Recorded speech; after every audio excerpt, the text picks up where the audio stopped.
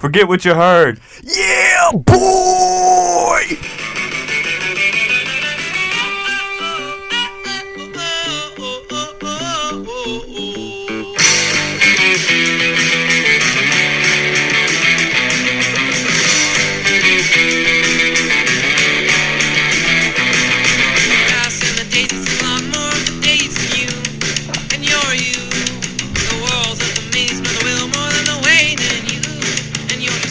Hey everybody, welcome back to another episode of Forget What You Heard. I'm Aaron. And I'm Luke. I ain't crazy and I ain't a guy. Today, on Forget What You Heard, we're gonna, bounce around the NBA playoffs a little bit, get into some of the drama that's going on, and we're also gonna do some NFL stonks today, Luke. But first and foremost, and boy howdy, is today the greatest day on planet Earth. Mother's Day. Luke's birthday. Ooh. Wow, Brother Bear, how are you feeling? How we doing? How was your birthday? Feeling good, man. Thanks for asking. I had a wonderful birthday. Spent it with some family. Had a little brunch. Very thankful, man, to be alive another year. I know birthdays are just a day to celebrate your birth date, but at the same time, it's another day living, so I appreciate that, and I'm very blessed, and I'm thankful. Hey, it's good to have you, man. Thank you. It's an honor and a privilege, but we got some business to attend to, brother. Yeah. Let's get right into it, man. Sure. Milwaukee and Boston. Interesting. Very. Yeah. Milwaukee holds a 2-1 series lead. I have a thought on this series. I'd love to hear it. Does missing Middleton and Bucks still showing that they're top-notch, Drew Holiday, Giannis, does that give you the idea that Milwaukee is the favorite to come out of the East when they get Middleton back? Just knowing that they're down an all-star caliber player and they're still up 2-1. They've won pretty comfortably twice. Giannis isn't going through what Durant went through because he's a different player, because he gets to the basket. What do you think about that? Do you think they're the favorite just from the showing they've put on so far? Do I think they're the favorite?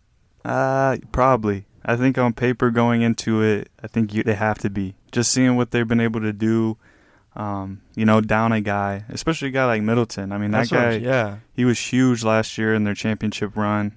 Second best player on the team, and just missing that type of guy like that, man, it's just crazy that they're able to even make this competitive. I mean, Boston's the best defensive team. I mean, we've seen Tatum offensively take that next step this year, but I don't know what it is, because I was going to ask you, how is Milwaukee this good without Middleton? But to me, I mean, it's Giannis. Having the best player in the NBA obviously is a huge thing, just because like you said, he's different than KD. Just his physicality, the way he can get into the paint in 2 steps. You can't really guard that no matter what. I mean, there's no one you can put on him that can stay in front or keep him away from the rim. And KD is more of like, I'm going to get mine from the mid-range from the 3-point. So just the games are way different. You can't really stop Giannis. So I think that's a big reason. But I think the second biggest reason is Drew Holiday. Yeah, that's what I was gonna get into. Yeah, seeing him have 30 field goal attempts in Game 3, I mean, he only made 11 of them, but those are the type of numbers we need to see from the number 2 scoring option. 25 points, 11 for 30, shooting 3 for 10 from 3. It's not his best game, but just adding to his defensive arsenal, one of probably the best two-way players in the NBA, being able to put up 25 points in a Game 3 matchup was huge. Yeah, I just think the Bucks have a really solid rotation of players. Grayson Allen, Pat Connaughton, Bobby Portis, Brook Lopez. They can come at you and throw a lot of bodies at you. And I think we kind of seen that Jason Tatum struggled in both their losses, shooting very poorly because they have so many big bodies. They're not. Brooklyn didn't have that resource in their back pocket, They had to, throw Blake Griffin and whatnot. So I just think I really like what Milwaukee's got going on. I like their whole Coach Bud. I like what they do, honestly. But I want to give one shout out to a Celtics player, Al Horford. Yeah, He's turning back the clock a little bit, man. pretty good. Everyone thought he was washed, But he's a heck of a player, and I just wanted to shout him out, man. I don't think he gets enough credit for what he does. And he's a beautiful player. Yeah, he's been huge. Kind of unexpected, like you said. I mean, this is like, 2012 Al Horford, Atlanta Hawk Al Horford, putting up, 24, 12, 6, those weird stat lines that Al Horford could do. And he's been big. He's been real big. Him and Jaylen Brown so far in these first 3 games have kind of stepped up big time. But you mentioned before we move on, the 4 guys you mentioned, role players for the Milwaukee Bucks. I think it was Grayson Allen, Pat Connaughton, Brook Lopez, Bobby Portis. Mm-hmm. Can you tell me what those 4 players have in common? No nonsense. No nonsense, and they're all pretty decent shooters. They can all stretch the floor. Yeah. And I think that's a big deal with Giannis being able to drive in, be able to penetrate the defense, and then kick it out. I see it. I feel like I see that same play every possession. Giannis finds a way inside. He's posting up, double team. He finds Brook Lopez. He finds Bobby Portis, Grayson Allen, and they make big shots. I know they're not gonna make every shot, but I think when it counts, like Bobby Portis has hit some crazy clutch shots. Grayson Allen's had some big games. Pat Connaughton's been there, done that. He's been on this. He knows what the playoffs are all about. All right. I just like I like their group. I think they're tough, hard-nosed, know what they need to do every game. It's nothing new. And, I mean, it may not be pretty. No. We may not like to watch it, but it wins games. So, I like it surprised me kind of seeing Milwaukee kind of be able to, go up 2-1 without Chris Middleton, really. I know I asked this already, but how are they still this good without Chris Middleton? Is there a reason, or is it just their depth? I mean, you could say a lot of things, a lot of factors, but we all know it boils down to Giannis. You're right. He's not going to let any game plan stop him. You can build a wall. I mean, it could work for a little bit, but he's never going to get shut down. Like, KD kind of got shut down in a way. I think Giannis is a different player. He's going to get to the rim. He's going to get to the free throw line. He's not making his free throws at a very high clip, but he's not going to back down. That's what I like about him. That's why, if you retire today, he's a Hall of Famer in my book, boys. Yeah. So, I mean, Giannis is special, and I just think that's the difference, really. I mean, we could say role players. Drew Holiday's, heck of a player, but it boils down to what your best player brings, to the table every night. And Giannis is going to bring it, and his brother is going to be dancing on the bench for him. Yeah, I agree. I think Game 3 was kind of telling, though. I think on paper the Bucks should be the favorite, but Tatum was 4 for 19. I think Jason Tatum is probably not going to have another game like that. I think once Tatum starts knocking down shots like we've seen, and he's scoring 20, 30 points, I think because they barely beat Boston. They won by 2 points last second. Al Horford. They had a chance. They had a chance to tie it up, go to OT. But Tatum shot 4 for 19 in this game. Mm-hmm. Chris Middleton's out. Yeah, we get it. But if he makes a few more of those shots, he's still taking 19, 25, 30 shots. He's making a little more. He's being a little more aggressive. I think Boston will take the series because, if it's that close and the best player on the other team isn't doing what he should be doing offensively, then it's not a recipe for success for Milwaukee. I think Giannis had 42? 42 points, 12 rebounds, 8 assists. Yeah. So, it's going to be a heck of a series, and I don't know which way it'll go. I wouldn't be surprised if Boston, 1-7, or Milwaukee 1-7, but I think it goes 7. Yeah, I just think the Celtics are an overall better team. I think Giannis is obviously the best player in the series, but I think it's obviously a team game. I think Boston right now is the best team in the Eastern Conference, and I think they will end up pulling this out. Oh, you got Boston. I like that. Let's go to the West, shall we? Please, I'd love to. Oh, it's lonesome in the West. Whoa. Golden State and Memphis, man, it's getting chippy up in there, man. Yeah. A lot of this, a lot of that, a lot of knee grabbing, a lot of sniffing. Poo-poo. Yeah, so I guess the big news we can touch on, get straight into it. We ain't going to beat around the bushes. Jaw was injured in Game 3. Ouch. Break the code, dirty play. Come on, man. It's not a dirty play. He's going after. Watch the replay, man. He's going after the ball. Wasn't even doing it with intention. Grabbed the knee, and that's probably not even why his knee's injured. If I'm being honest with you, he tweaked it before that happened. If you're asking me, and I have my PHP, man. Yeah, I don't think the Jordan Poole play was dirty play. I think it's just a basketball play. I think things like that happen. I don't think he was intentionally trying to hurt him. But like you said, it's a tweak. You grab his leg, you're going for the ball, you pull on it. I mean, it looked uncomfortable. I mean, it wasn't like it was like nothing happened. It looked uncomfortable. But I don't think there's ill intent. I don't even know why this is a story. Play basketball. I know why it's a story. It's because of the Dylan Brooks saga. Yeah, well, Dylan Brooks is one of my least favorite players. That was a dirty play. I mean, there's no ifs, ands, or buts about it. That was dirty. 100%. The dude even broke his elbow. But I think like Memphis feels like that this was their way of getting back. But to me, it's smoke. They're blowing smoke. Maybe it's bulletin board material for them. Right. For the next game. Apparently, doesn't look like Jaw is going to play Game 4. Ouch. But to me, I mean, if the Warriors play like they did in Game 3, it's scary. It's going to be very hard. If they catch this wind, if they catch this wave and they're riding it, I'm talking about hanging 10, man. With this, they all had around, like all their scorers had about 15 shots, very efficient. You know, Andrew Wiggins shot efficiently. Kuminga even got in there, 8 for 10. Look good. Steph Curry, Klay Thompson, Jordan Poole. Draymond did his thing defensively, spread the wealth. That's the recipe right there. They don't need the 30. They don't need the 40. They don't need the 50. Just the 15 shots, spread the wealth.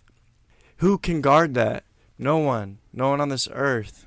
So I think if they take that game, put it in their back pocket, save it, and keep on doing this recipe, it's going to be scary, scary, scary for the rest of the West and the league as a whole, because I seen something and a light turned on for the Warriors. So this is what I was waiting for, to see something like this.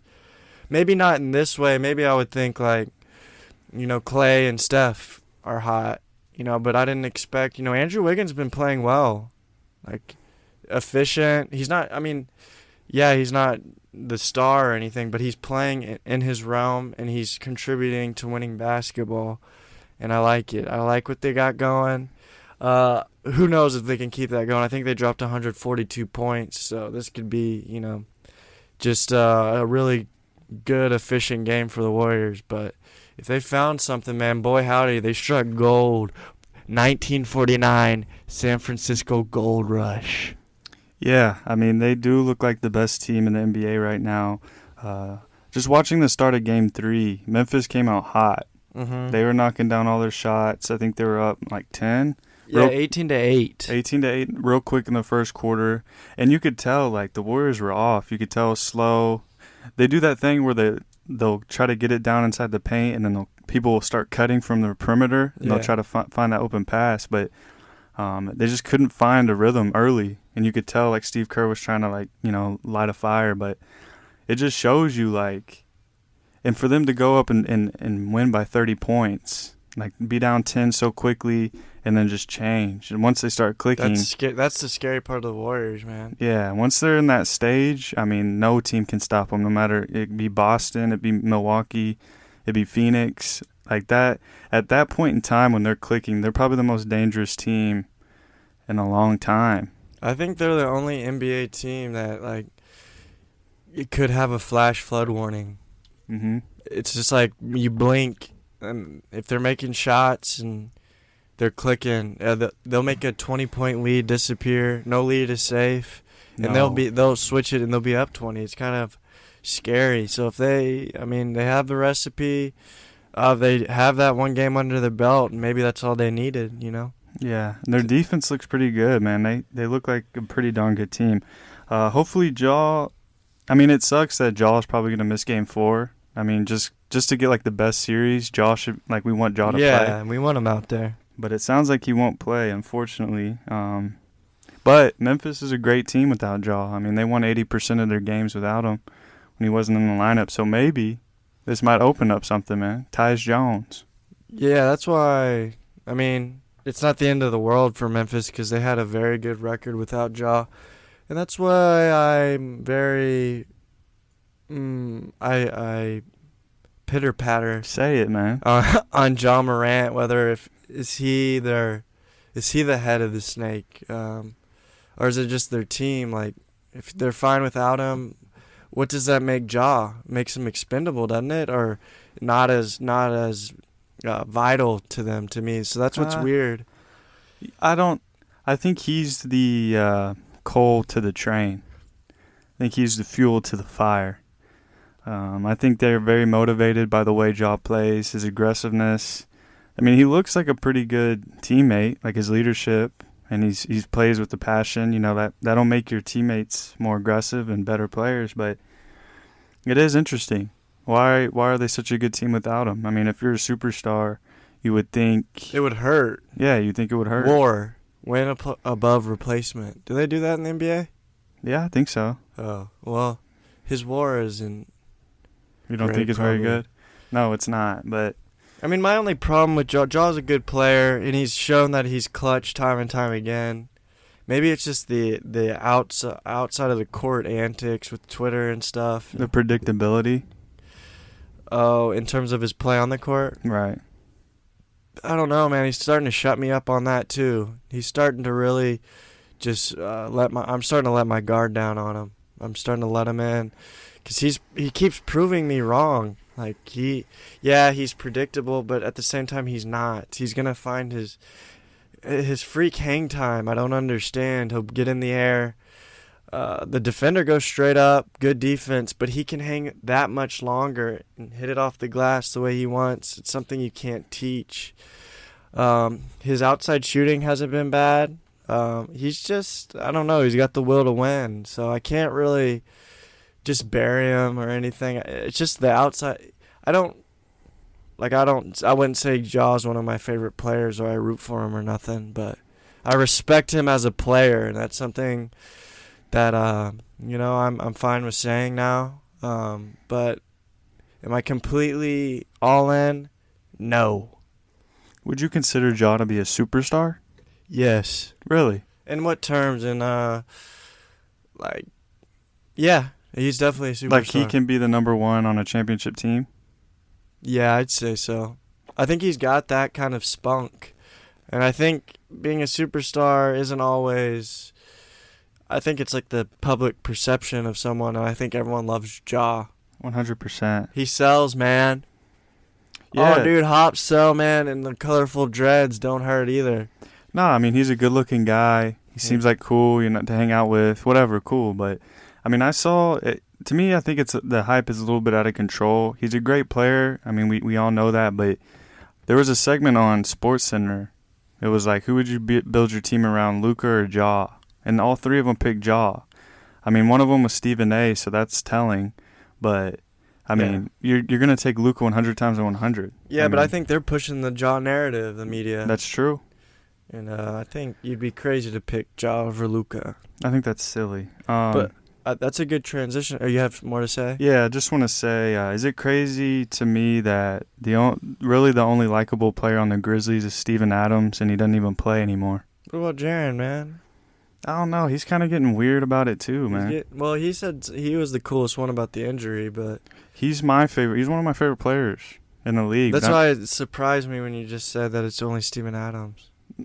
The most likable player is Steven Adams. Yeah, I mean, I'll go through the checklist. Desmond Bane. Nah, Not that cool. no. He talks a lot too. He's spending too much time in the gym. Yeah, Dylan Brooks. Villain. Worst. He's a villain. Yeah, put him in jail. Kyle Anderson, his hair's running away from his face. Yeah, who cares? Slow-mo.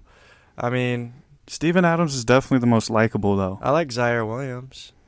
Yeah, but Steven And I Adams... hate that. What's that, Kunchar? But do you like them more than Steven Adams? No, Steven Adams is a lovable guy. Yeah, he's just a great guy. And it's unfortunate that we don't get to see him play anymore because, I mean, he's cool, man. You know, Yeah, he's cool to me, man. I'll go to battle with him. Me too. Yeah, league is getting soft. Jordan Poole is innocent. And that's about it I have for that. Yeah, I agree. Golden State's running away with I this. agree. There should be no animosity towards Jordan Poole as a basketball play. Let's move on. Let's play basketball, man. I like it, though, because it builds that, like... Yeah, I like it, too, because there's definitely some chippiness going on. And build it, man. But let's keep them safe out there, shall we? It's all right. All right, let's go to the man we just spoke on. Series, Luka Doncic. Yes. The Dallas Mavericks versus the Phoenix Suns. Dallas just tied the series. Ooh. It's 2-2. They're a very interesting team, very interesting matchups. Luminescence. I'm just realizing, I was very skeptical of Luka, but he's literally shut the door on that. I can't doubt anything. He's a ball player. He's a great, great player. I don't think anyone can argue that anymore. There's no... Luke, from what I've noticed, his game is unlike anyone's. I think the best comparison I could come up with was like a little version of Nikola Jokic. Yeah. Not a great three-point shooter, really good facilitator, gets to the rim, he makes tough shots, he can rebound a little bit. Terrible at defense. I like that because they both play at their own pace. Exactly. They don't let anyone speed them up or slow them down. Not athletic. They just kind of play the old school. Maybe that's a Euro thing. I don't know. I think it is too. But to me, he's a 23-year-old little Jokic. I think that's what I'm gonna base it on. I've been daydreaming a lot lately about Luka and what the Mavericks could be. Do you think that if they just added a star, let's say, hypothetically speaking, like I just think they need to add like a Bam Adebayo or like someone that Luka can get some relief. But then I thought about it. It was like the same situation in Houston with James Harden. Bringing in another star, everything should be fine. But I think there's a lot of chemistry and like whether they like each other on and off the court and stuff. So I don't know if it's that simple, but it seems like it makes sense. Like give them someone that can take some of the load. I like what you're saying because they do need another star. They lack star power. It's a really good team though. If they can keep their pieces the way they are right now and bring in a Bam Adebayo would be great because I think the whole Porzingis and Luka thing didn't work out because Porzingis thought he was the guy. He thought he could be the guy. But if you can bring in a star-level player for Luka that understands his role, that can, work with Luka instead of working against Luka, I think that's when you really see this team become a contender. Yeah, I think Porzingis isn't a star. No, me neither. So, like, if you can have a star that no prima donna knows that he's the number 2, but is very talented. Because they don't have... Jalen Brunson's a good player and all, but he's not a second star. No. But I feel like that's like for me, like looking on the outside, that's like a move that my mouth would be drooling. Like, let's get this star. We need, some help for Luka because I don't think what they have right now is enough. But I've just been thinking about that lately. I have an idea. There's a young center currently going to be on an expired contract in the offseason. DeAndre Ayton to Dallas. Would that be a good fit, you think? I would love that. You think they could work out together? Yeah, I think they would.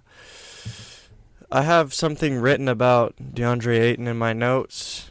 DeAndre Ayton is like a car that has 300,000 miles on it. If you're driving it around, yeah, people like make fun of you at the beginning if it's not that cool. But the fact that it lasts for so long and that you don't have to get it fixed all the time. You didn't have to buy a new car. Is a testament in itself. He's not flashy. He's not gonna wow people, but he does the job, and he does the job very well. So, that's what I would liken DeAndre Ayton to. But I don't know. I think he gets paid. I don't know. You think Phoenix gives it to him? Yeah, but I don't know how I'd feel about him going to Dallas because I don't like the Mavericks. No, take personal out of it. Yeah, well, I already said, yeah, it would be a good move. How is Dallas able to make this a series and or potentially win the series? How can they do that? I think it's pretty simple if their role players step up, man. Like we saw today, Dorian Finney-Smith. Bertans came out of his casket, made a few shots. God, he's making so much money. Reggie Bullock, Jalen Brunson. If they come to play, I mean, they shot lights out. I don't know if they'll do that again. But there is a recipe for them to upset the Phoenix Suns, and in the series. However, I would put the percentage in Phoenix's favor to win the series. Chris Paul's been going through a rough little spurt. I think he fouled out. There's a lot of things going on. I think Devin Booker's finding his flow. DeAndre's doing well. I just think that Phoenix Suns are too much. They got too much talent. Speaking of CP3, he's a great player, one of the best point guards ever, but I think he would be the most annoying player to play against. Yeah, for sure. He would, because he's so smart and he's been around for so long. Like, I think he knows every defense you're going to throw at him, and I've heard stories of him using your defense against you. Like, he'll take someone away from the action, and then he'll, it's crazy to think about. He's like an Einstein playing chess when you're playing checkers. So that would make you mad. His antics. Yeah, his antics. His talk, his little smirks here and there. Like the whole, trying to draw fouls, he'll do the most. He'll, grab your arm, fall to the ground Stop with in front of you. Yeah, stop in front of you while he's dribbling. He does those little things that I would just want to square up, punch him, and then punch him again. That's why it was cool that Alvarado kind of met his match. Chris Paul got to see Put him himself, in his place. Give him a taste of his own medicine, yeah, man. Exactly. Give him some of that diamond tap. You got to love to see that because, those antics are super annoying, but not only is he super annoying, he's also one of the best point guards ever. So it's this guy is so good, but he's doing all these little smart little things. He would be the most difficult, the most annoying player to play Especially against. if he's hitting shots on your face, gosh. on your head, and you're doing great defense, and he does that little mid-range. Mm-hmm. And swishes it. That's got to be disheartening. And just the defensive assignments that your team has set, the game plan, and he just dissect it. Yeah. And then do all these crazy antics to draw fouls against you and complaining and all this stuff. Man, it would just be a brutal thing. Yeah, but I think that series fascinates me really. Mm-hmm. Because I never I guess I don't give Dallas enough credit, or Jason Kidd. Maybe it's Kidd, man. Yeah. I don't know. I think he understands Luka like no one else has. Yeah, Dallas doesn't have the star power, but I think their team as a whole is really good. No big names, but I think they all play hard. They all know their roles. They all know what they need to do outside of Luka, and they make big shots. Finney-Smith was 8 for 12 from 3 today. Kleber will have some weird, nice games. And then Dwight Powell has been really good all year with Luka. I think they really have really good chemistry. He knows where Dwight Powell is on the court at all times. Yeah, I always see that. When he gets deep into the paint, he'll just scoop pass it into the paint to Dwight Powell for a dunk. Or alley-oop. A lot of that stuff, man. Yeah, it's impressive. So, once again, another good series, Surprisingly, I thought Phoenix was going to win this in 5 or 6, man. We might see Game 7. To be totally honest with you, Phoenix is a lot better of a team than Dallas. Yeah. But it's basketball, man, and we got to play every game through. Every game. Yep. Is Devin Booker the best shooting guard in the NBA? Is Devin Booker the best shooting guard in the NBA? Like true actual shooting guard, not two going. He's better than James Harden. Yeah, he might have taken over. He's just so. He's kind of interesting, an enigma to me, but probably. He's good. Yeah, he's really good. He's really, darn really, good. really good. Yeah, that dude's a freak. Yeah. I think he's the best shooting guard in the NBA. Off the top of my I head. ain't gonna argue, man. I mean, Donovan Mitchell's not there at all. Klay Thompson maybe back then. Harden stinks. Yeah, Zach LaVine. Yeah, I mean, none of those guys are D-Book right now, man. D-Book. Jalen Green. Jalen Green, a few, yeah. All right, let's move on to, you just mentioned James Harden.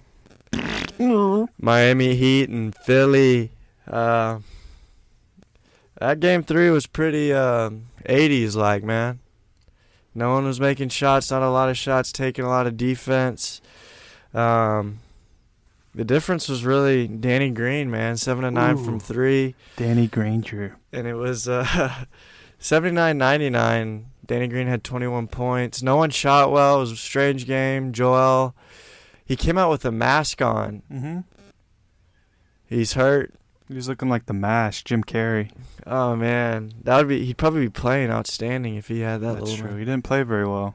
No, I mean he's very banged up with his thumb, his That's true. face, His butt.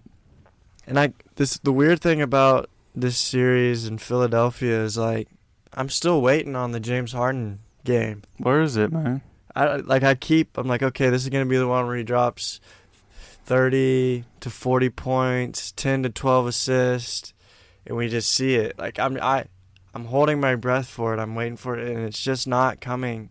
He's not taking the shots. Game 3, he only ended up with 19 points, 17 or 9, yeah. But he the first quarter he looked really good. I was like, dang, he's gonna have one of these crazy games. That's exactly what I was thinking. I was like, okay, this is gonna be the game. Yeah. And I think he didn't score in the second half or something. Something like that. Like he took 2 to 4 shots in the second half. Like, jeez. Yeah, he's it's kind of interesting. I don't know. What do you think? Cliff? He fell off the cliff, or? I mean, we've been trying to figure it out. We've shared some ideas. I don't want to say he fell off a cliff, but just watching him play, it's just so weird to see him do what he did in the first quarter, and then it just seems like he disappears. He's not aggressive anymore. Because there was spurts of old James Harden in that first quarter. I mean, he was getting downhill. He was crossing people up. He was moving quickly, and then he disappears. And Maxey goes off. Maxey does his thing. But I don't know. I mean, I think he's not the same. I don't think he ever will be. So I do think he fell off a cliff. It doesn't bother me. I don't care that much about Harden anymore.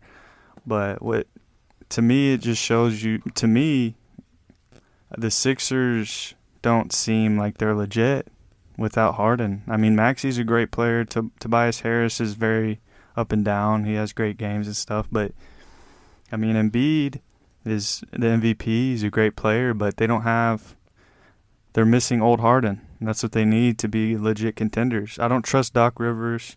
There's just a whole aura around the Sixers that just says that it's not going to be the year. This isn't the year. Yeah, I think Embiid at whatever percentage he's at, he just doesn't look right out there. And no, what a team to be banged up against, the Miami Mafia Heat. You know what I mean? I mean their offense was atrocious in Game 3. I think Jimmy had 30, but everyone else shot piss poor. Kyle Lowry, I think he had a goose egg. Man, that guy's farting out of his mouth. He's bad, dude. Yeah, he's bad, but he's it's weird. He's good at defense. He's been really good at defense. Yeah, and he's good at facilitating and stuff, but I mean it's kind of nice to see the Heat and stuff. I think they'll win the series. It's kind of they're kind of like a bully ball, nothing too crazy. Another you don't really like to watch them play that much. With Strus out there and stuff, and I'll say I like Strus's form.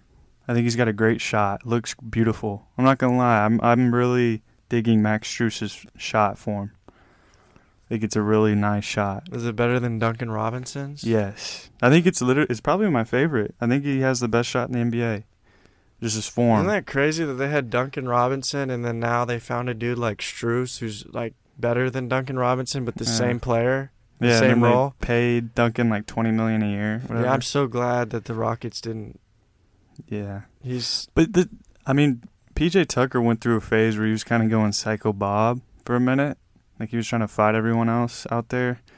And it was kind of scary and very strange. Like it was kind of just out of nowhere. He just got mad, wanted to fight. But Victor Oladipo is another interesting guy. He could be an X factor at some point because he's playing good ball. I mean, coming off the bench, a player, if he can play up to what we've seen him play, like bringing that guy off the bench, you can apply some scoring and a good defense. You know? He's just really inconsistent, dude.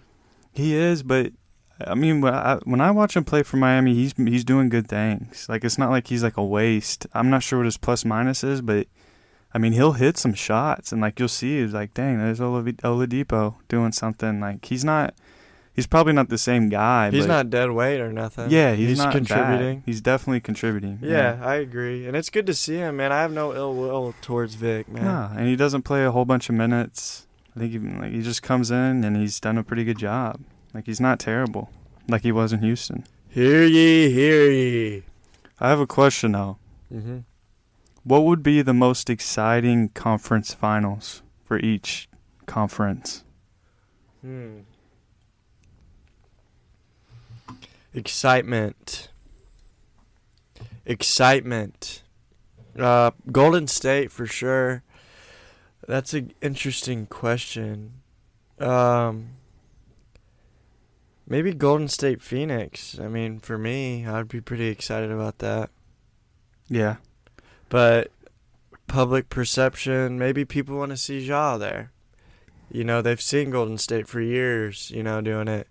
That's not more exciting than Golden State. Ja's exciting in his own right. Nah. I don't know. Just watching him play the Warriors, it's like the Warriors are more exciting to me. I think Ja has the NBA public by the plums. Yeah, but those are casuals. He can do no wrong. And then maybe, like, I think some people's most exciting finals would be Memphis and Dallas. Just because of Luka and Ja. That's what the NBA has come to. The young casuals, as you say, want to see the two young and up-and-coming stars. When I would like to see the two best teams duke it out. And I think that's Phoenix and Golden State. Yeah, I see the star power. Or Phoenix and Memphis would be cool. Phoenix and Memphis. Yeah, that would be a great finals. I think, I don't know, but Steph still has that star power. I mean, he's not the same, but he still is Steph Curry, and Clay, getting Clay back. I mean, that's a pretty exciting team. And for the East, I'd say Boston and Philly. Boston and Philly, yeah. For excitement. Yeah, Milwaukee's boring. Yeah, Miami and Milwaukee are boring, but Boston, that team against all odds, and then Philly, James Harden, Joel Embiid, injuries, Doc Rivers. I think Milwaukee and Philly would be interesting too, like Giannis and Joel going at it, like Holiday and Harden. I think that would be interesting. Maybe not the most exciting, but definitely would be a battle. I think it would be. What about Boston, Miami? That's my prediction. I predicted Golden State and Phoenix and Boston and Miami. Those are my. I can get behind the excitement of that series. I think those are the four best teams in the NBA. I mean, Boston, Miami. We talked about this the previous one. Like the two best defensive teams. Like the score would be like in the 50s or whatever. And just, I mean, there's star power there. I mean, Tatum, Brown versus Bam Adebayo and Jimmy B. And then Golden State and Phoenix. I mean, that matchup would be freaking crazy, Yeah. Yeah, you got anything else on the NBA playoff? Yeah, I want to ask one more. Would you rather have Giannis and Drew Holiday or Tatum and Brown? Giannis and Holiday or Tatum and Brown? Yeah, who's the better duo right now? Going forward or right now? Yeah, I'd say right now. Because to me, like, Giannis is obviously the strong favorite. But, like, Tatum and Brown are probably 2 and 3, and then Holiday's 4. I Like, would say Giannis and Drew Holiday. oh, really? I wasn't Because expecting that. I trust Giannis and Drew Holiday more than I trust Tatum and Brown. I mean, Jaylen Brown is one of my favorite players, but he can be very inconsistent. He goes through like spurts. It's not one game bad, one game good. He'll have like 3-4 good games and then 2-3 bad games. I trust Drew Holiday. Yeah, he's not as talented as either of Tatum or Brown, but the defense he gives you and the veteran leadership, I don't know. I think I'd trust that in a big game rather than two young bucks that do iffy stuff sometimes. So you're taking the floor. You like the floor players. That obviously that two combo is the highest floor. I mean, Right. you know you're going to get out of them. Yeah, But I guess- if I'm in a must-win game, I'm taking them two. So yeah, I guess right now that makes sense. But long term, I'm assuming it's Tatum and Brown. Of course. Yeah. Okay. That's pretty easy. Okay. I just wanted to bring that Wait, up. who would you pick right now? I'm taking Tatum and Brown, I think, right now. But I understand. I agree with you 100% on all your points. I don't know. I don't know. I like the superstar power with Brown. I think Brown has that potential to do that. Like you said, he'll have those games. Game 3, he had one of those superstar games, And I don't think, Holiday's great. He's a good two-way player, but I think Jaylen Brown could apply more like superstardom to my team. And Tatum, he's one of the best young players in the NBA.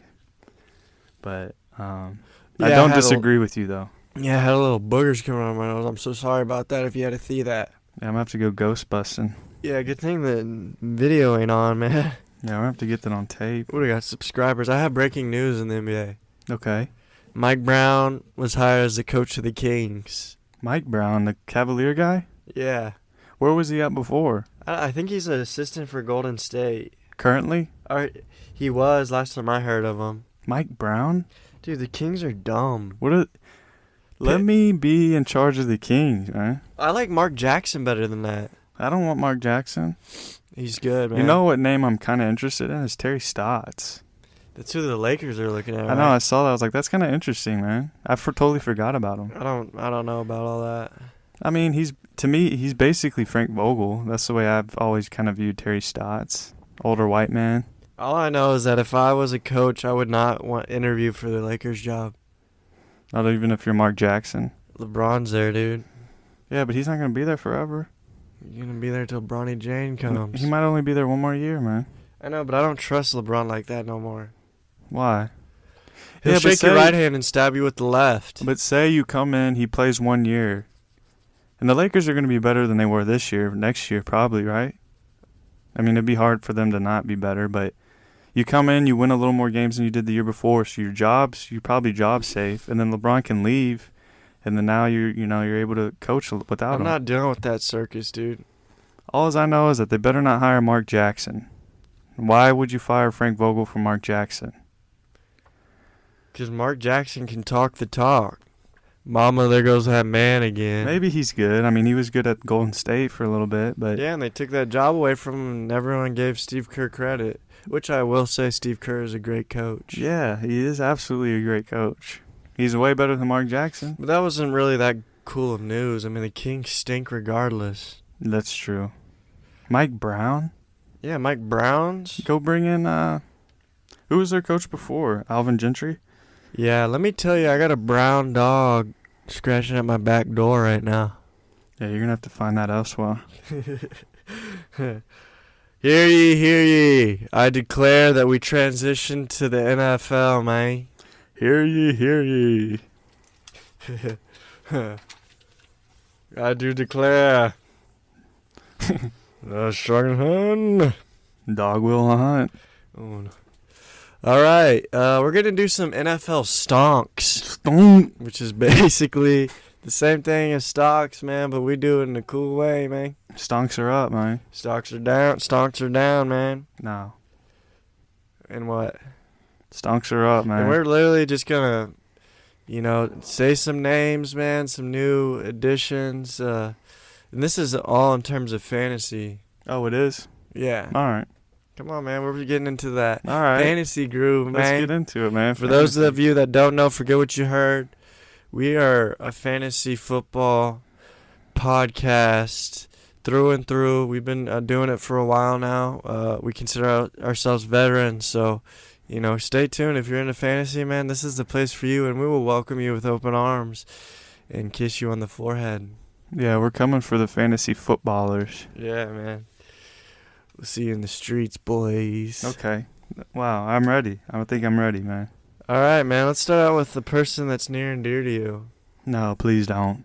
And let's start off real hot. Okay, stonks are up. Jalen Hurts. Yes, please. What do you got? Stonks are up for me, man. Big time. Stonks are up for me. Huge. But not as big as you have them up. No, probably not. Yeah. But I will say some people are either all the way in or all the way out, man. There's a big split on Jalen Hurts. Is there no gray area? I think I'm in the gray area. You can't do that, man. You got to pick a side. I can't, man. Why not? You have to. Because I like Jalen Hurts. Okay. But I also know he has limitations. That's true. Okay, so... And my thinking is the reason his stonks are up... Fantasy. Yeah. Remember. That's what I'm saying. Fantasy, his stonks are up because... No limitations in fantasy. He's a Konami code. And Absolutely. he added one of the best wide receivers in the NFL. So I don't see how you can say his stonks are down. No chance. You have Devontae Smith, A.J. Brown, Dallas Goedert, another year with the head coach, Nick Sirianni, Miles Sanders, great offensive line, the number 1 rated. Jalen Reagor. I don't see the argument for how you can say his stonks are down.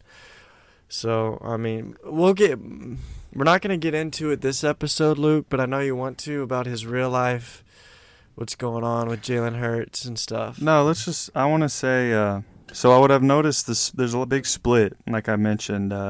I've seen one person, I guess fantasy football analyst, has him at QB4, like in his rankings, and then the lowest is like QB12. So, I mean, that's a big discrepancy, that's a big difference. Not really. From 4 to 12, what quarterback has ever been like that? It's either at least, like, if you're in the top 5, you're kind of in that range. You're not 12. Like, you wouldn't have him 12. I guess for a quarterback not like that. Yeah. Because, like, I mean, I've been thinking, like, what quarterbacks would I put above Jalen Hurts? I wouldn't have him 4, but I wouldn't have him 12. I would have him probably top 8, right? I mean. Yeah, I mean, you have to with his rushing ability and the rushing touchdowns. I mean, he's one of the few quarterbacks that could be the quarterback 1 at the end of the year. Yeah, for sure. How could you take that many quarterbacks over someone who is going to get 700 rushing yards along with close to 4,000 passing yards, Yeah, and like I said, like, how can you have his stock down when they got A.J. Brown? Right. Stocks are up. Yeah. I have another Eagle for you. Devontae Smith. Okay. Stonk down. Ooh. What makes you say that? The target competition? Target competition. They don't throw a lot. They throw less than or in the past. Is that not going to change? I don't know. They made the playoffs with the recipe they used, which was running, barely throwing the ball. So my thinking is why fix what's not broken? Because you just traded for a star caliber receiver. I know, but you don't trade for him if you're not going to throw it. Yeah, but what if Jalen Hurts is what he is, and he's not capable of giving the wide receivers the ball where they need it? See, I'm not a big believer in saying he is what he is just yet. I mean, I think there's a whole element of Jalen Hurts that we haven't seen. I think it's worth taking the gamble on Jalen Hurts improving, even from last year as a passer, because I think he's 23. And I mean, if we expect other young quarterbacks in their second or third year to improve, we should expect the same for Jalen. Well, what I'm saying is if he doesn't improve, he doesn't progress. Okay. It's literally what he was last year. Trouble with getting the ball in the middle of the field where A.J. Brown literally feasts. Wouldn't that help Devontae Smith? Not necessarily. I think you trade for A.J. Brown, you're going to funnel you're going to force feed him. Mm. I think Devontae Smith as a number 2 gets hurt by that. I think it does hurt him a little bit. I think it hurts both Jaylen Brown and Devontae Smith at least a little bit. Jaylen Brown? A.J. Brown. We If got they the don't, Celtics in the middle. if Jalen Hurts doesn't improve at all as a thrower, I think both A.J. Brown and Devontae Stonks go down. But I think going into it, I almost think the addition of A.J. Brown helps Devontae Smith. You have his Stonks up? Because no, I think it's neutral right now. Oh, it's probably down. But what I'm trying to say is, Devontae Smith is an excellent player, but now he's going to be seeing the second best cornerbacks on every other team. You know what I mean? A.J. Brown's going to be the focus. It's no longer Devontae Smith. So he's going to get the second best cornerback on every team. So he can be, if he can exploit that and Jalen Hurts can find him, we can see a big year out of Devontae. Great point, and that's what I'm hoping for. I love Devontae Smith more than I love A.J. Brown. It's true. I know. And you do. I ain't even going to front. I really like Jalen Hurts, and I hope he progresses. Come on, man. Don't listen to him. Hey, I can love him and have tough. Have you ever heard of tough love? No, but you're taking it to a different level. What? Because you're saying all these things about him that aren't true. They are true. No. I'm not saying anything out of the ordinary. We can talk about the Jalen Hurts discussion on another one, like you said, because we have a lot of stonks that are going up and are going down. He's scared. You want to talk or what? No, I don't want to talk about it right now. Yeah, I got the Because he's scared. I got the ammo right here, man. You're scared of me, man. Okay, tell me who's the only other quarterback in NFL history within the first 4 games of their. Okay, so in their first 8 career starts, what other quarterback has 4 games of 325 passing yards? There's only one other quarterback to do it in NFL history. I don't know. His name's Kirk Cousins. Wow, that's a really good name. 12.9 yards per completion, highest of all active QBs with at least 200 pass attempts. How many yards per game does he average throwing the ball? I'm not sure. In his career. Here we go. He picks out the stats that he wants to tell, but he doesn't paint the whole picture. America, listen to me, man. Listen. This is the most important stat that I'm about to give out. Let's hear it. 101.1 passer rating. Correct. Is the 3rd best in the league among players 25 and under. Trailing only Kyler Murray and Joe Burrow. So anyone 25 and under, he's 3rd with the 101 passer rating. I got 3 words for you. So all these other young studs who get all this praise for being good, Kyler and Joe Burrow are the only ones with a higher passer rating. What's more important than passer rating? Probably nothing. I got 3 words for you. Dink and dunk. How can you be dink and dunk if I said 12.9 yards per completion is highest of all? You said 4 games. No. Give me the whole. Listen, this is the second stat. 12.9 yards per completion, highest of all active QBs with at least 200 pass attempts. He had 201. Okay, but I'm just saying he's not dink and dunk. He's dink and dunk. No, he's not. He doesn't throw very much because they don't trust him. 200 pass attempts. Thank you for... Jalen Hurts isn't a great passer. He's probably, 15 to 20 in that range. But he's not bad, is my argument. But let's move on, man. We have a lot to discuss. Thank you. And I like those points, man. We'll get back into it. I'll get the dressing and we'll get dressed. Yeah. Breece Hall, the rookie running back for the Jets. Does he usurp Michael Carter after being drafted in the 2nd round? And Michael Carter, what was he, a 4th round pick? Yes. Does he just take the reins because of the fact that he was selected in the 2nd round and he's a better player? Let's be real about it. I'm not sure how quickly it'll take. But yeah, he's the better player. Michael Carter was darn good last year, though. He was good. He was serviceable. Statistically, he was a really good player. So it's kind of interesting to see Bryce Hall come in here and do that. I don't think it was a great pick either. But he is much better. He's just a great running back. He's going to be a great running back. I'm not sure how long it's going to be until he's actually 3 down, getting the full workload. Because Michael Carter's not going to just go out of the zone. Maybe eventually, But I think starting out, I think at the very least, Michael Carter will be like the third down back, change the pace. Bryce Hall is the 1 and 2 puncher, and then Michael Carter rotates in. But even last year with the Jets, they had that rotation with Michael Carter, Ty Johnson, P. Ryan. They all kind of Tevin Coleman. They all kind of rotated in. So we'll probably see something like that, but with a much better running back in Breece Hall. And I do expect him to get the most touches, and I would draft him as an RB2. So on Ball Street, is his stock up or down? I think it's up. I think people are looking. I have it up. I think people are looking too hard at Michael Carter. He's just a 4th-round pick. Yeah, that's what I'm saying. At first glance, I was like, Michael Carter was good last year, but then if you crunch the numbers, 2nd-round pick, 4th-round pick. Freak. The Jets are looking for the future, and they swung for the fence with Breece Hall.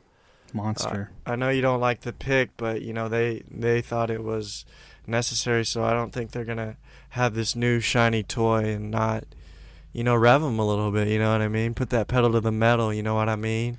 And Fast and Furious times. And he's got like the size to be like a 3-down back, the speed, the juice. He's got it. He's got the makeup. And Michael Carter's just like a little scat back, receiving back type of guy. He's not like a workhorse between the tackles. He's like a Gio Bernard. Yeah, he's like a Gio Bernard. Too fast, too furious. I'm too fast for y'all. And Breece Hall's like a better version of Leonard Fournette. All right, let's go to another running back. Rashad Penny. Okay. Another example of a team drafting a running back early. Yeah. Which you don't like. No. Is this another example of, that the highly drafted running back comes in and usurps the running back they had last year in Rashad Penny for the Seahawks? Yes. Oh, yes what? Yes, I think Stonks are down for Rashad Penny big time. Oh, Ball Street's going nuts. Kenneth Walker's a way better running back than Rashad Penny. I know Rashad Penny was a 1st-round pick. But how many ages ago was that? Yeah, that was like 4 scores and 7 nights ago, bruh. That was like 10 injuries ago. But yeah, I mean, eventually it's going to be Kenneth Walker's show. But the thing with rookies, no one knows when or how long it'll take before they really unleash them. I mean, it'll happen eventually. It'll be a big deal though if Chris Carson never comes back. If he just sits out and never comes back. But I mean, Rashad Penny, I think he might be worth like a late rounder. What is Kenneth Walker's fantasy? Like, where would you draft him? Or where would you feel comfortable?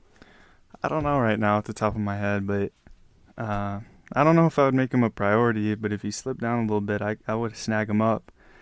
The only problem with the Seattle Seahawks landing spot is Seattle Seahawks stink.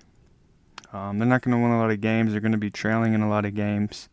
And Kenneth Walker is more of a, 1-2 down runner. He's not a great pass catcher. He didn't catch a lot of passes at all at college, which maybe they'll try to get him that work in the NFL, but I just don't see him.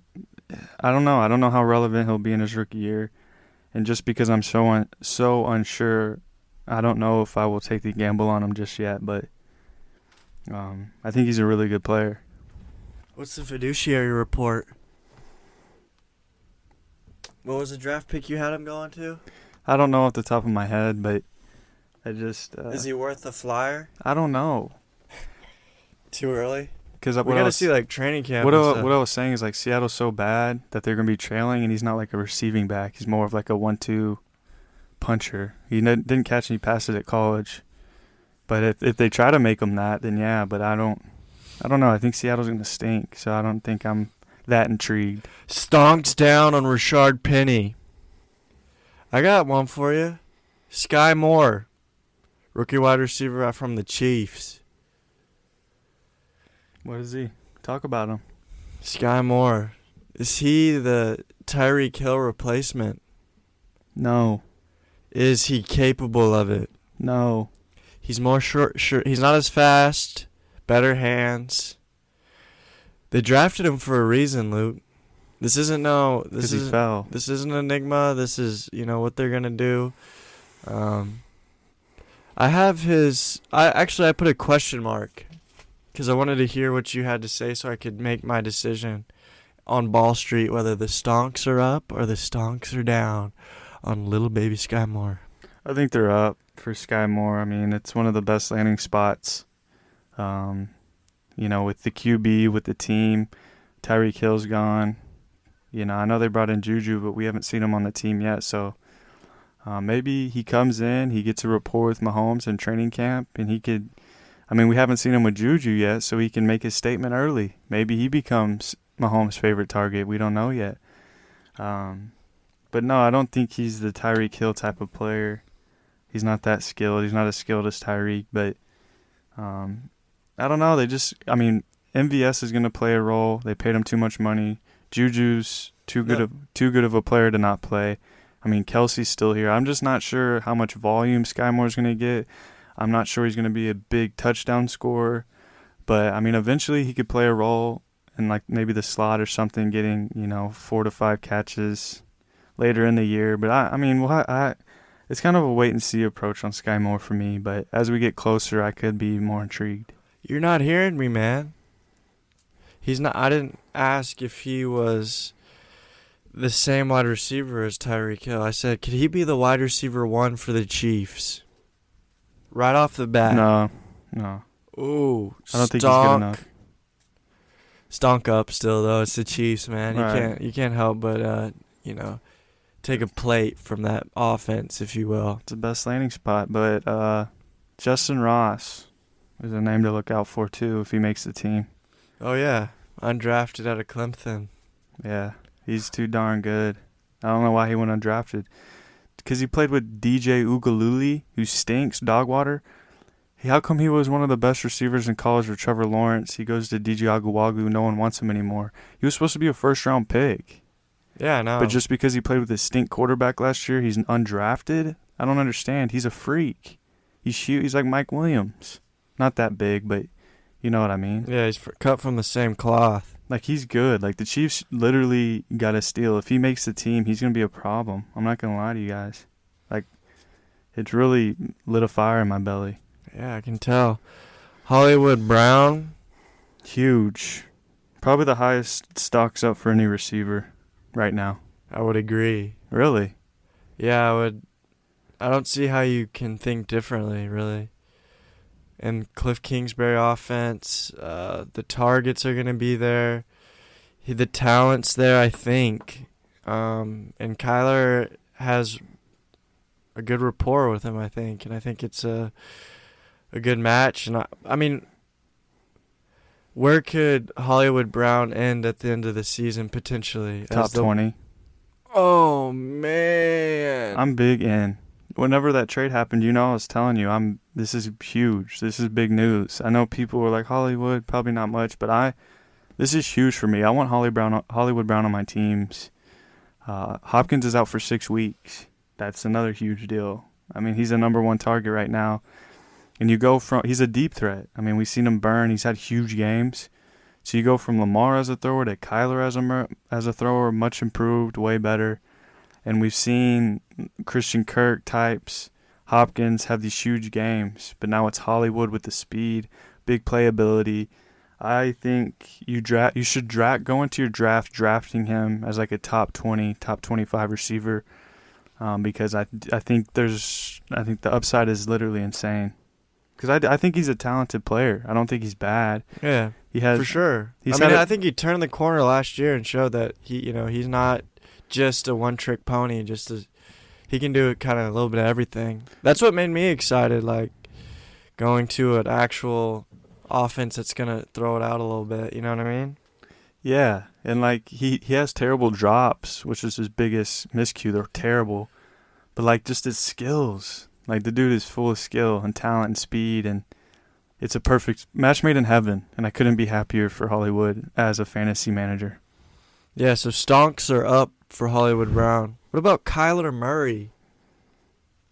Down. I think so. I mean, the whole off-the-field stuff could derail him a little bit in terms of his focus. Maybe not, but I always look at the off-field stuff as something like with Cleveland. I think Cleveland fans need to watch out because there's going to be a lot of off-the-field stuff going this year, which could really derail a season. But, I mean, Hopkins is out for 6 weeks. Kyler Murray's numbers dropped off tremendously when Hopkins went to IR last year and missed the rest of the season. He wasn't the same gal. And I know Hollywood will come in and at least, patch up some things with the bandages, but I mean, Hopkins is one of those top 5 receivers, man. You can't really replace that, and they didn't really do too much this offseason to, make things better, man. I mean, what do you think? I have the Stonk staying the same. I think, I think the DeAndre Hopkins hurts, but Hollywood definitely helps. He's got Zach Ertz. He's got that Colorado State dude, AJ Green again. Andy Isabella. Stink. No, Oh, the Wesley dude. Remember he had a few weird games last year? Yeah. There's going to be someone that comes out, and I think Kyler's just a talented dude, and he runs the ball. He lost Christian Kirk, too. Yeah, but maybe his stonk is down. I mean, the things you said made me question, but I think it stayed the same for the most part. If it is down, it's not down that much. No, it's probably more neutral, I agree. But my favorite tight end before the McBride pick was Zach Ertz. He was going to be my deep sleeper at tight end. Yeah, Cliff Kingsbury needs to throw the tight end. Zach Ertz was awesome last year when Hopkins was out. But when they drafted McBride, I mean, he's going to play. That dude's really good. But Zach Ertz, his stonk is down because of that. But I liked him a lot. He was my sleepy. All right, let's go to another rookie, Drake London. I have his stock up because he has inherited, just by being drafted, the number 1 wide receiver role. However, I have another Falcon down, Kyle Pitts. I disagree. I'm the opposite. I just think that Marcus Mariota, they downgraded at quarterback. Marcus Mariota is not a gunslinger. He's never been one to put up a lot of yards. I think he uses his legs more. I think they become more of a, maybe like a... Wouldn't that hurt Drake London? Yeah, but at the same time, because Kyle Pitts had 1,000 yards, 5 touchdowns last year, 3 touchdowns. For me, his stonk, I mean, that would be like his ceiling with Mariota. But London, I think it's just the fact that he'll get all the targets, and he's the only good wide receiver they have on the team. I think I think that the time during the draft his stock was up because he was the first receiver off the board and going at pick 8, pick 9. I think that's a big deal. I mean, they have a lot of high hopes for the young man, but Mariota isn't a great quarterback to have for a Drake London type of player. Mariota wasn't good with Corey Davis very much. I mean, he's never really been good with like true alpha receivers. I think he's more of a middle of the field guy. I think he's more of a tight end slot receiver. So you have him switched. I'm up. Kyle Pitts is must have in fantasy football. I'm going to draft him. I think he's going to be tight end number 3 for me behind Andrews and Kelsey, thinking about it, because Mariota is going to funnel his targets to Kyle Pitts because he loves throwing to the tight ends. He doesn't have a strong arm, but he's looking for, middle of the field. He's looking for the big Kyle Pitts. I mean, I don't even know if Kyle Pitts is a tight end anymore. Yeah, he plays tight end. I don't know. Yeah, he's a tight end, man, and I think having Mariota is nice for Kyle Pitts. I don't think his stock's down. What about Drake London? I think it's about neutral. I think he could be really good. He's one of those guys you could see score like, 7 to 10 touchdowns his rookie year. I'm not sure how many yards he'll get because I don't know, if Mariota's built like that. Are we going to see like 100, 150, 30, 130-yard games? Probably not. But you could see like 6 for 80 and a touchdown a few times and stuff, I mean, he's the alpha. He's going to see looks. He's definitely worth getting drafted and stuff because he could be, you gotta gamble on the unknown. But I think Kyle Pitts is safe, though, for sure. But do you think he puts up the same stats or better stats than last year? I don't know if he'll put up the same stats. I could see like 1,000 yards, maybe 6 touchdowns. So he better than last year. Probably about the same. Yeah, a little better than last year. Nothing. I It's don't think just he'll go nuclear. yeah. It just I guess Marcus Mariota just throws a wrench into things. What if he's like really good? Like sitting behind Derek Carr really helps him or something. I don't believe that as much. A boy can dream. That'd be pretty cool. Yeah, I like Mariota. I'm glad he's getting a second chance, but I don't think he's very good. I mean, even reading about Tennessee fans talking about him, and even like Vegas fans. He's just a scrambler, Desmond Ritter. Yeah, we could see Ritter, but I don't think he's not NFL ready or nothing. All right, let's go to the next one. Christian McCaff. Yeah, Derry Sanders. Darius. What are you thinking about him? About Christian? Yeah. Yo, I'm stuck up again, man. Why? If he's healthy. That's a big if, man. He's healthy, man, right now. That's a big if he can stay healthy. I know, but we all know there's not much to be said. We know what he's capable of. He's basically their whole offense. So you're saying his stonks up like you're drafting him first overall? No. I'm saying my thoughts on him are high in terms of his value in fantasy. Okay. Higher than they were. What would be a spot in the draft where you would smash the draft now pick for McCaffrey? Oh, second round, dude. Second round. If he falls to the second round, I'd be very, very happy. Yeah, there's been a lot of turmoil the last 2 years with him, man, but I have a funny feeling about Christian McCaffrey, and we know what he can do in terms of catching the ball. Very important PPR. He makes the Carolina Panthers go, But I will say I am holding, my breath for an injury or anything like that. But you can't expect someone to get hurt. You can't do anything about injuries, but I just like Christian McCaffrey as a player. How all around and well versed he is at the position.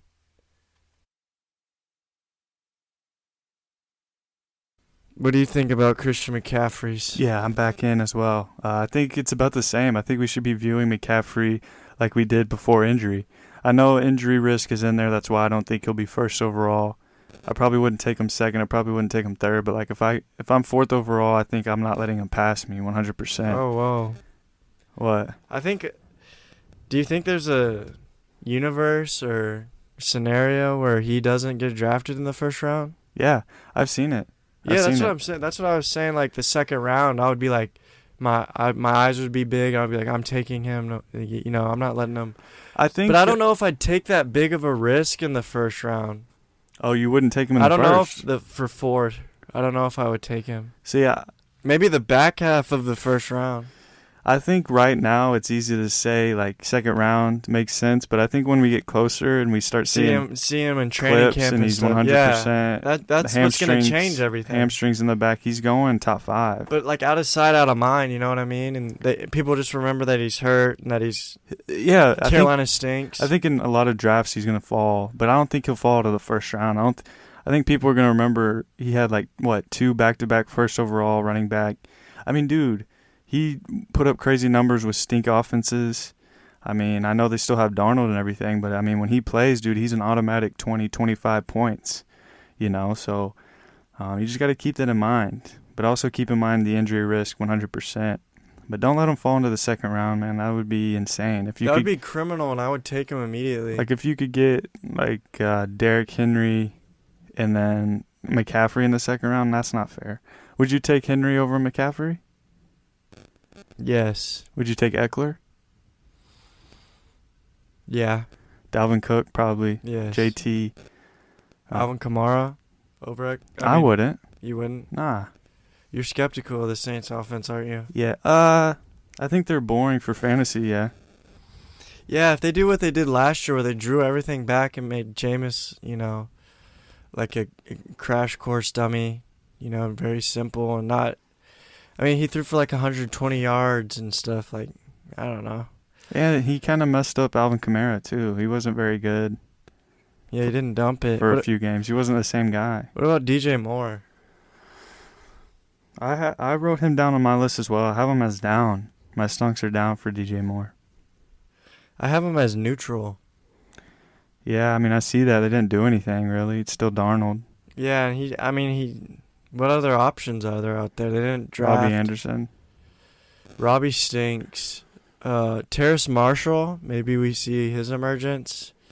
But I just see DJ Moore doing 1,000 yards, and I thought maybe, a little over 1,000 yards, 6 touchdowns, same old stuff. A lot of 90 catches. The same DJ Moore. I don't know. I don't think anything has pushed the envelope or anything has, taken away from. I love the player. He's one of my favorite receivers in the NFL. I think he's a dog.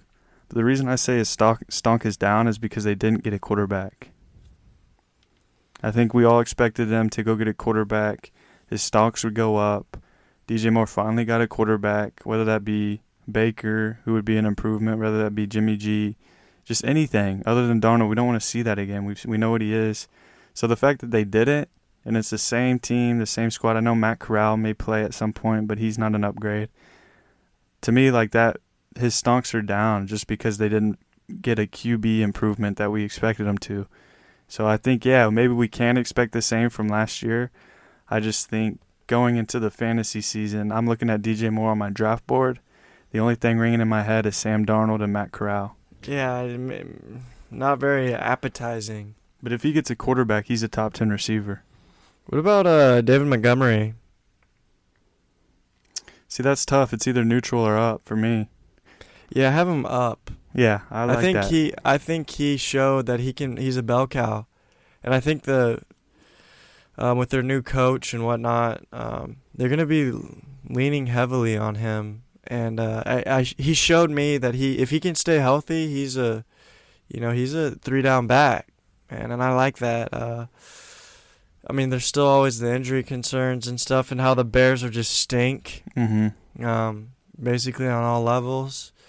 But let's move on. Justin Fields. Down. Oh man, it's down, huh? Plummet. Yeah, it's bad.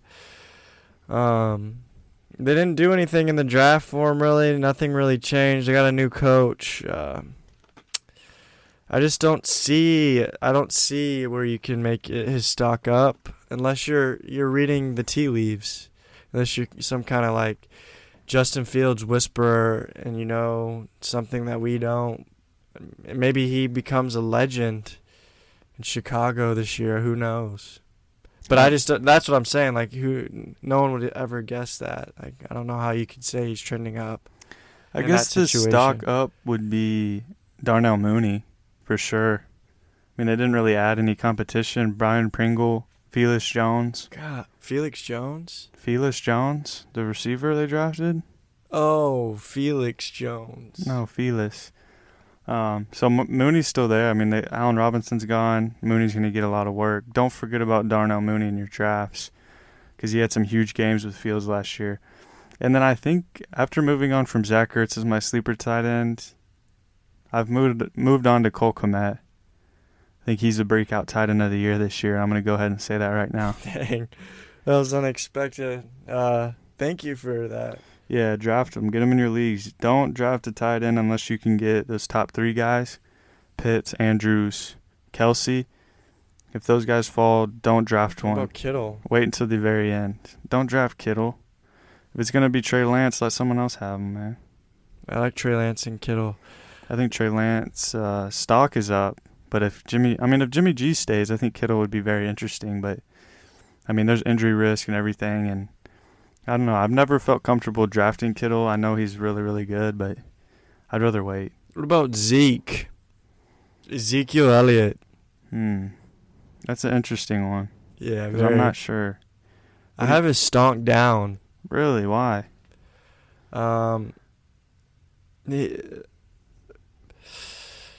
Running backs age like dogs. 1 year is like 7 human years. You know what I mean? Yeah.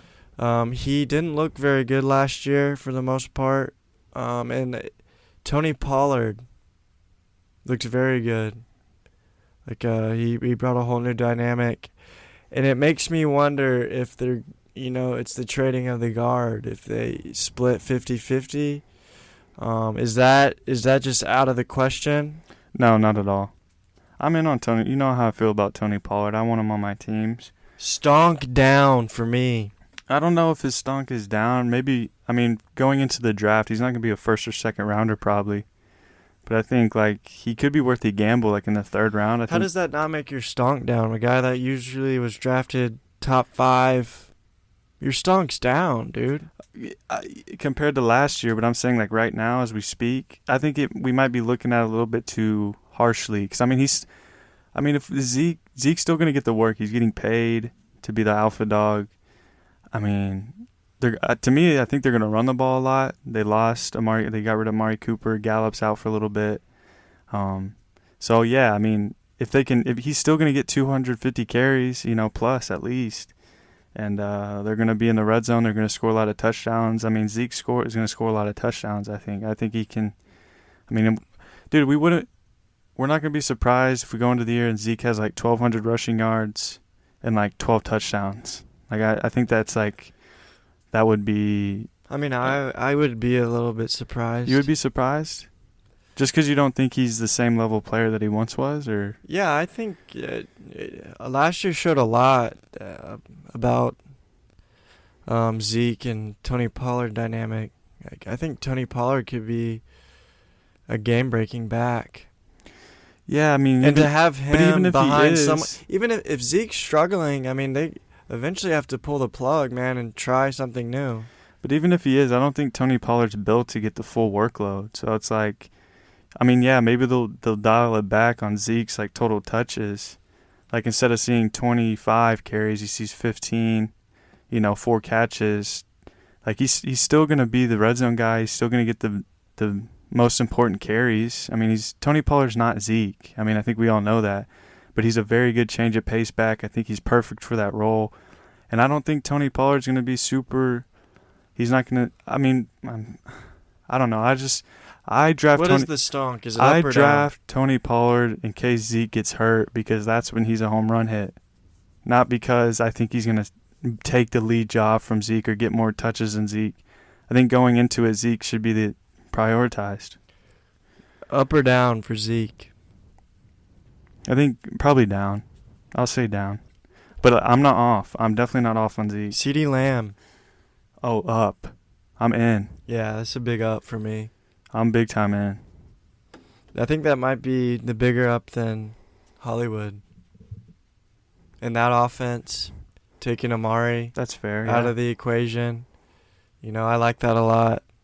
They didn't add a lot. Just Tolbert, James Washington, who's not very good. What about Dak Prescott? I think he's neutral. I'd say it went down. You think he's down? Yeah. I don't know. I think because I guess we're looking at Stonks differently. Compared to last year, how much hype was around his name and fantasy. The outlook on his fantasy could be wild. But outside of, is it because they lost Cooper? What would make his stock go down? Cooper and the way he ended last season. Okay. Was pretty disappointing, I'd say. Wouldn't you? I don't know. See, maybe he is who we thought he was, man.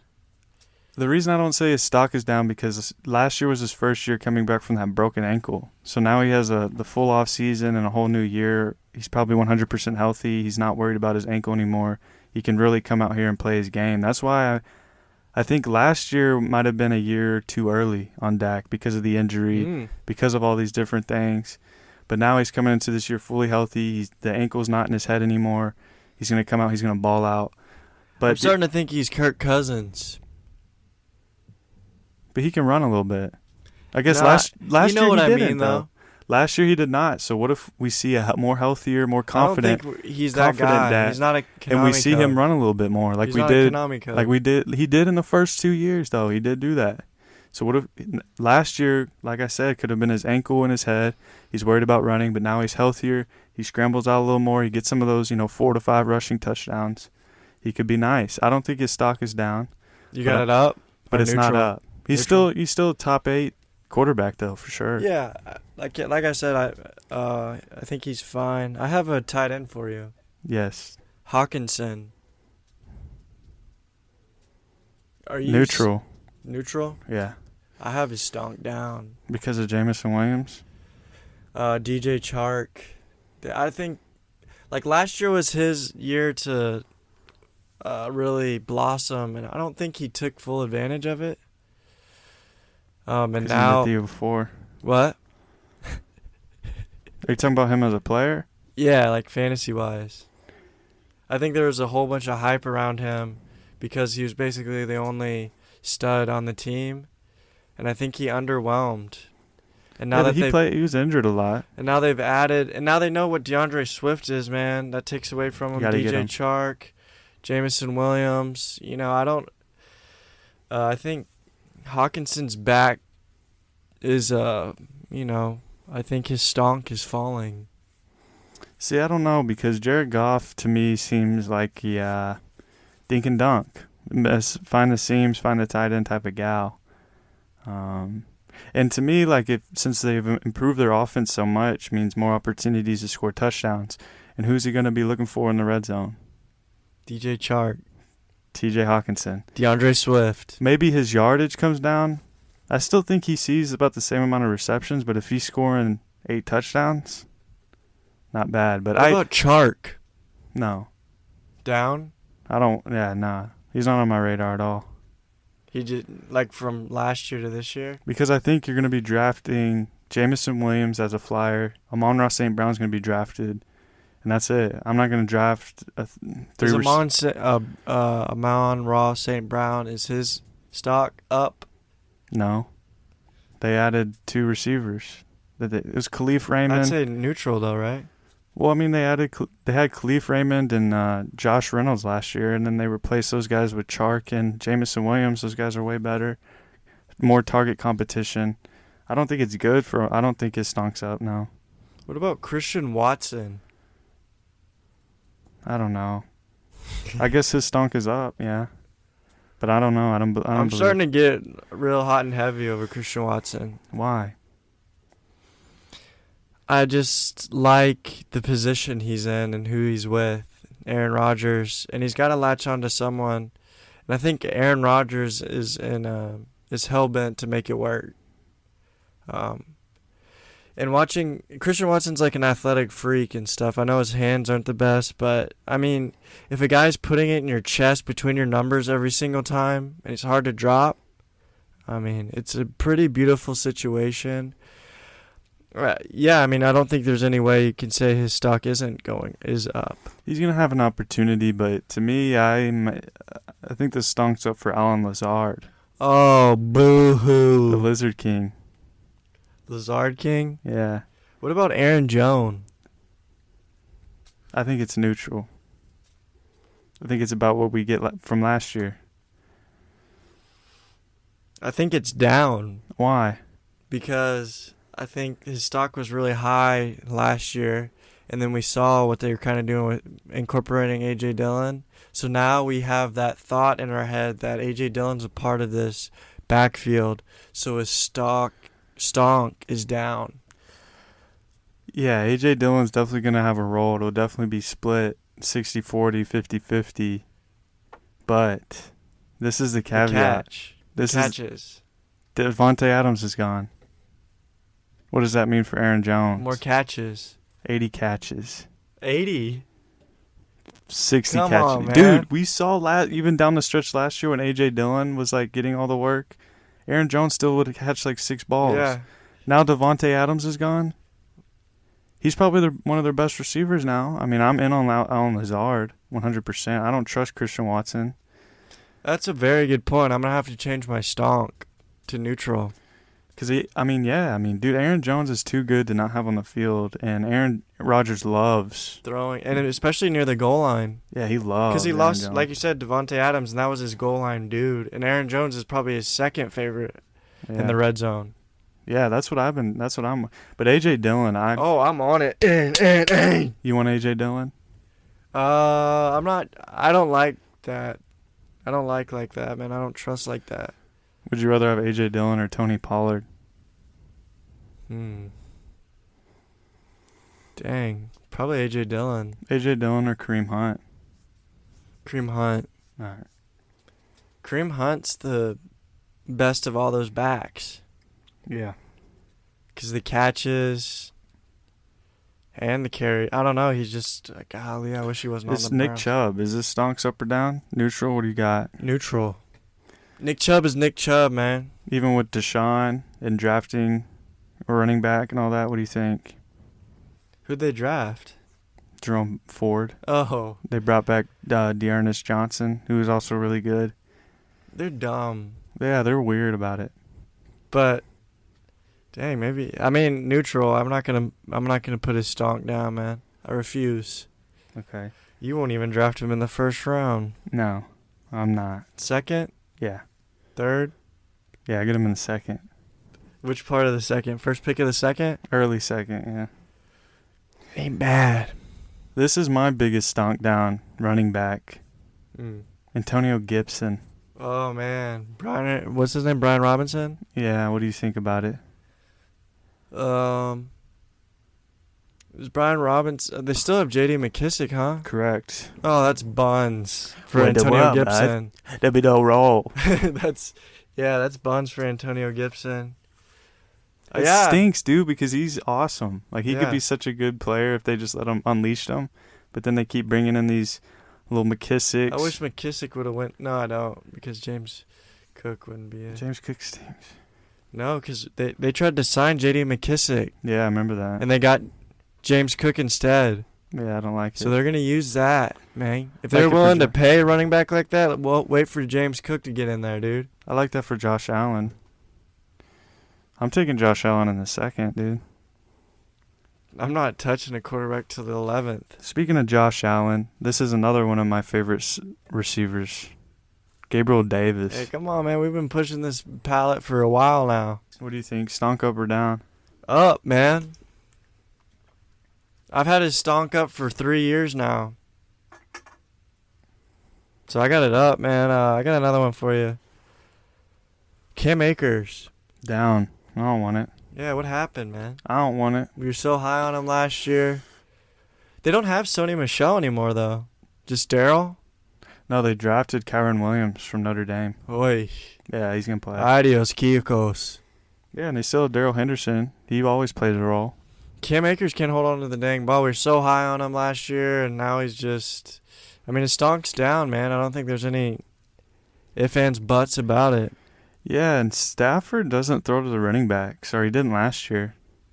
He didn't at all. I think he was the second lowest percentage thrown to his running backs. What about Allen Robinson? His stock's up. I mean, you can't get any worse than Chicago. And then going to Stafford. What about Lenny Fournette? Neutral.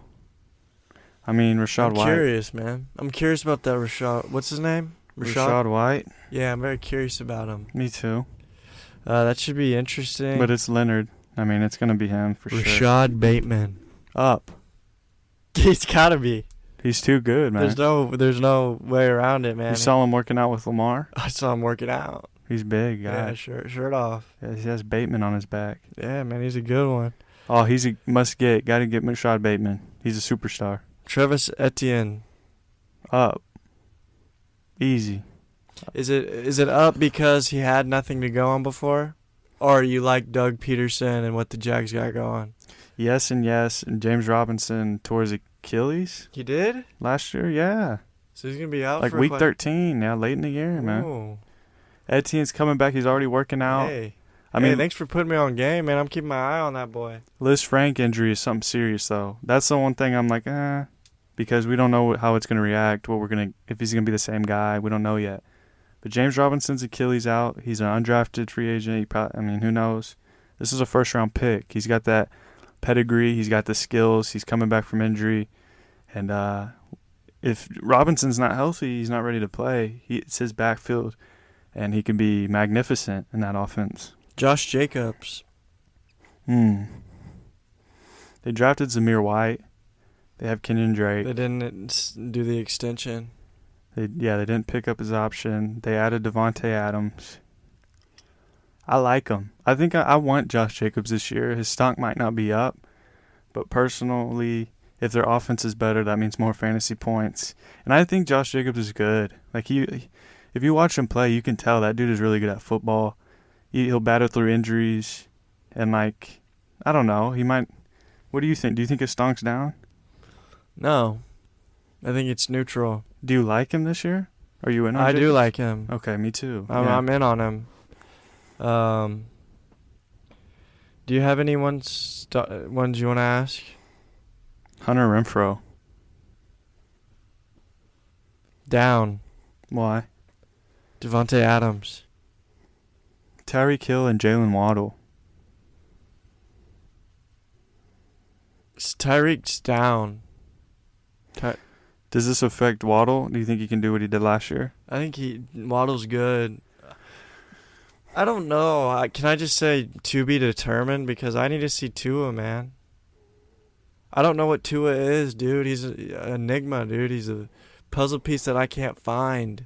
I need to see it. This is why, like, training camp will change these whole stonk things, man. I don't know.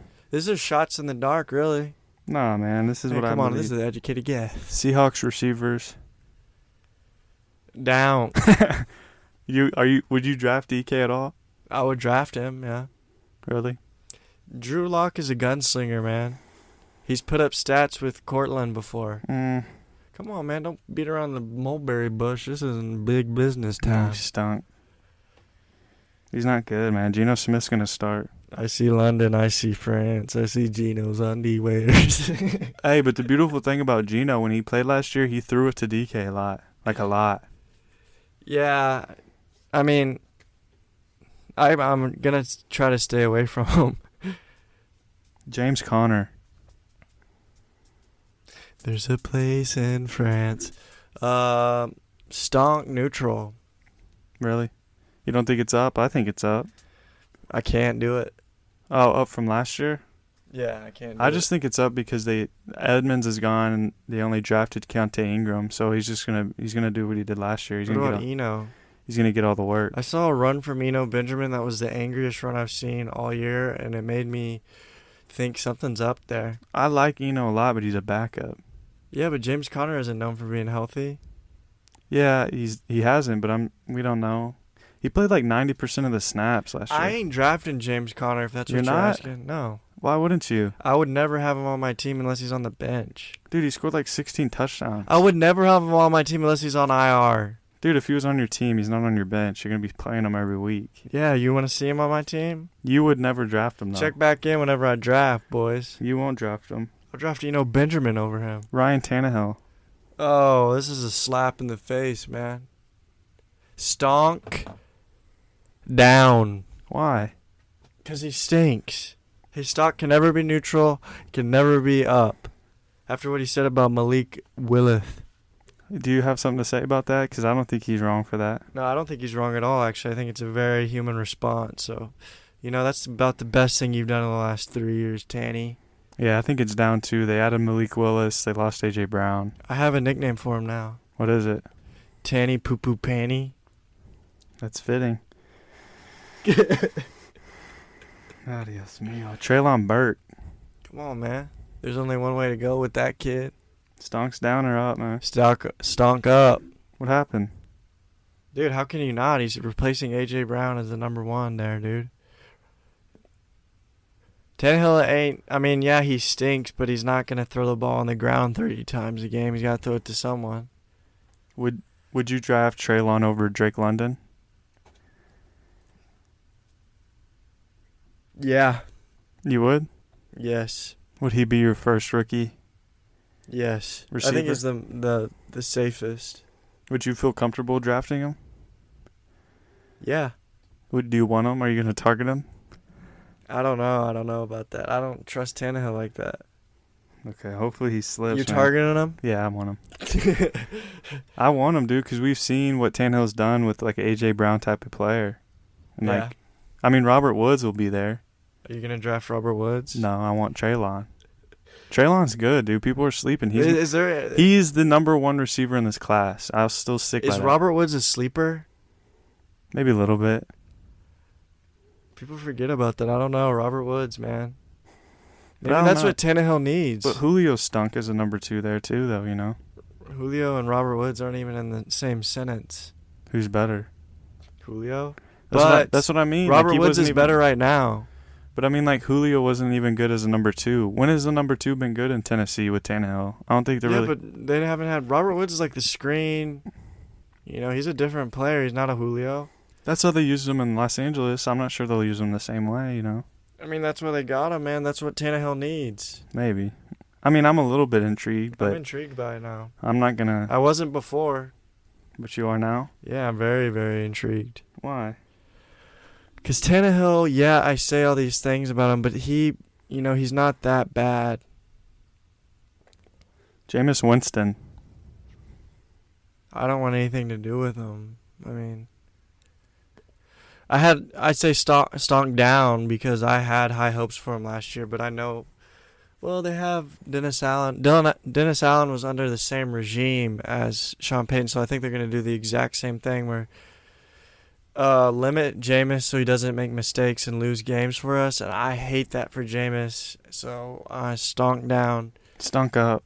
Oh, Michael Thomas stunk it up. Dude, Michael Thomas is coming back. Chris Olave they drafted. Adam Troutman will be there. I don't think they're throwing it around the yard, though. Alvin Kamara will be back. You're No, their defense will be good enough to where they won't have to, but You're drafting Jameis in no, I'm fantasy? not saying I'm drafting him, but I think it stonks up from last year. Their weapons are much better. What about Saquon Barkley? I want Saquon, yeah. First round? I might get there, yeah. I might get there. I want him, though. I What do. about Kadarius?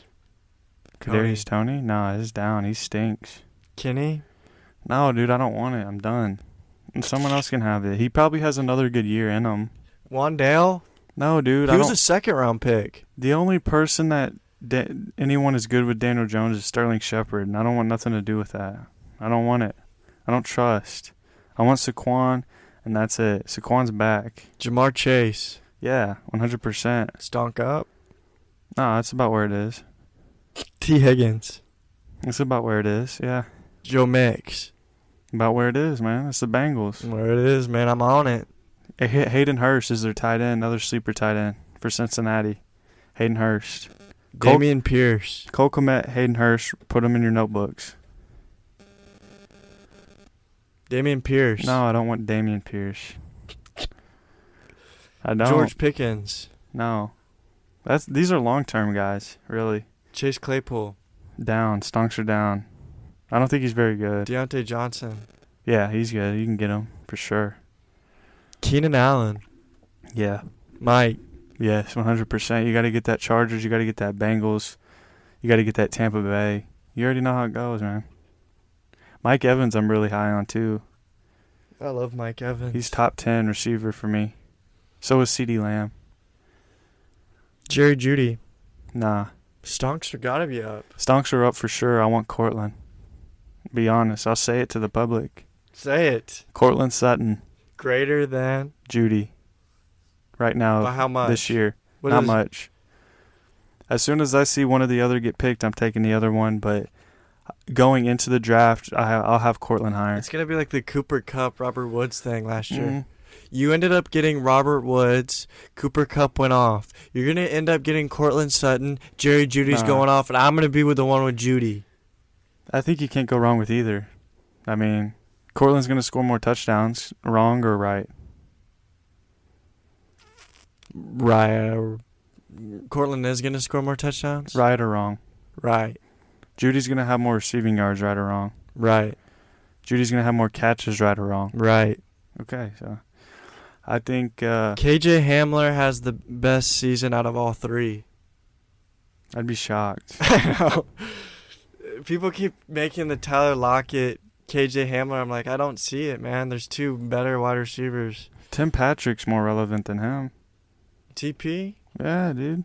Oh, man. TP Don't, for TD. no one ever talks about TP, but he was like their most reliable target last year. Dude, he doesn't drop passes. He's good. He really is. And he plays out of the slot, dude. There's got to be some. What about J.K. Dobbins? I like JK. I like that they didn't draft like a running back real high. Just Tyler Beatty in the 7th. And Gus Bus? J.K. Dobbins is good. We haven't seen him unleashed yet either. Michael Pittman. He's must get. You got to draft him. The Colts are going to be really good. Colts are going to be Super Bowl contenders. I like that. You got any more? Patriot running backs, Damian Harris, God, get me away from that. Ramondre Stevenson. I'm not doing with He was that. really good statistically, like looking at like broken tackles and stuff. I'm not dealing with that headache every week, dude. Why? I don't like it. You wouldn't take Damian Harris? I mean, if a gun was pointed in my ear. I mean, they drafted Pierre Strong and Kevin Harris. They probably won't see the field though, huh? I have no idea, dude. I hate it. I'm not touching it. Because I mean, James White is James White. He's going to play. Yeah, and I mean, whoever. It depends on who holds onto the ball and who fumbles, man. There's doghouse, then you're dog in, dog out, dog in, dog out, dog in. I mean, Damian Harris is good though. I think last year he was pretty solid. So was Stevenson. That's what I Stevenson was mean. good. That's what I mean. So like both of They're them. the poor man's Nick Chubb and Kareem Yeah, Hunt. exactly. So I mean, that's not a bad thing, is it? I know, but I don't know. I don't know what Bill Belichick has going on in his head. You wouldn't feel comfortable with Damian Harris as your RB2? No, I would think there's better ones out there for me. RB2, yeah, I would not feel comfortable. You wouldn't? No.